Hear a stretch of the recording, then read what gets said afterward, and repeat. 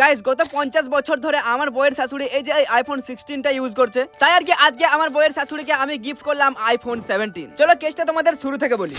বেশ কয়েক বছর ধরে আমার শরীরটা অনেক খারাপ, প্রচন্ড জ্বর এসেছে, তাই আর কি ঘুম থেকে উঠে কোথাও যাইনি, বইয়ের শাশুড়ির সঙ্গে গল্প করছিলাম। আর গাইস কয়েকদিন আগে এই যে আমার বইয়ের শাশুড়ি বলছিল তার নাকি আইফোন 16টা ভালো মতো চলছে না, ওনাকে একটা আইফোন 17 কিনে দিতে হবে। তাই আর কি 2 দিন আগে আইফোন 17 অর্ডার দিয়েছিলাম, আমার ফোনটা আজকে আসবে। তাই এখন আমি যাবো এটিএম এ টাকা আনতে।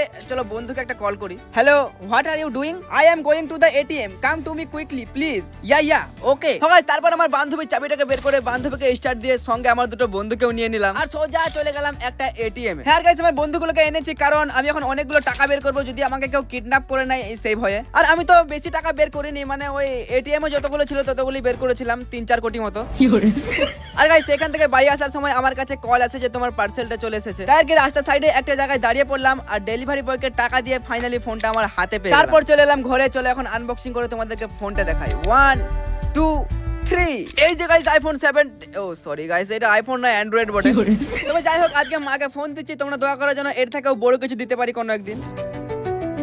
গাইস গত 50 বছর ধরে আমার বইয়ের শাশুড়ি এই যে আইফোন 16টা ইউজ করছে, তাই আর কি আজকে আমার বইয়ের শাশুড়িকে আমি গিফট করলাম আইফোন 17। চলো কেসটা তোমাদের শুরু থেকে বলি।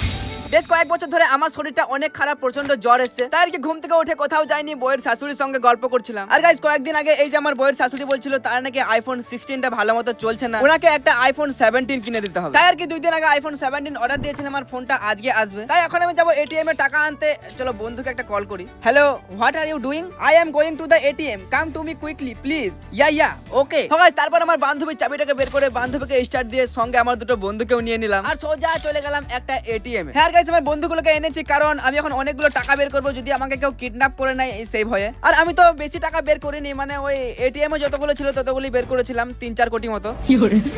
আর গাইস সেখান থেকে বাড়ি আসার সময় আমার কাছে কল আসে যে তোমার পার্সেলটা চলে এসেছে। তাই আর কি রাস্তার সাইডে একটা জায়গায় দাঁড়িয়ে পড়লাম আর ডেলিভারি বয়কে টাকা দিয়ে ফাইনালি ফোনটা আমার হাতে পেয়ে তারপর চলে এলাম ঘরে। চলে এখন আনবক্সিং করে তোমাদেরকে ফোনটা দেখাই। 1 2 3। এই যে গাইস আইফোন 7, ও সরি গাইস এটা আইফোন না অ্যান্ড্রয়েড বটে। তবে যাই হোক আজকে মাকে ফোন দিচ্ছি, তোমরা দোয়া করার জন্য এর থেকেও বড় কিছু দিতে পারি কোনো একদিন।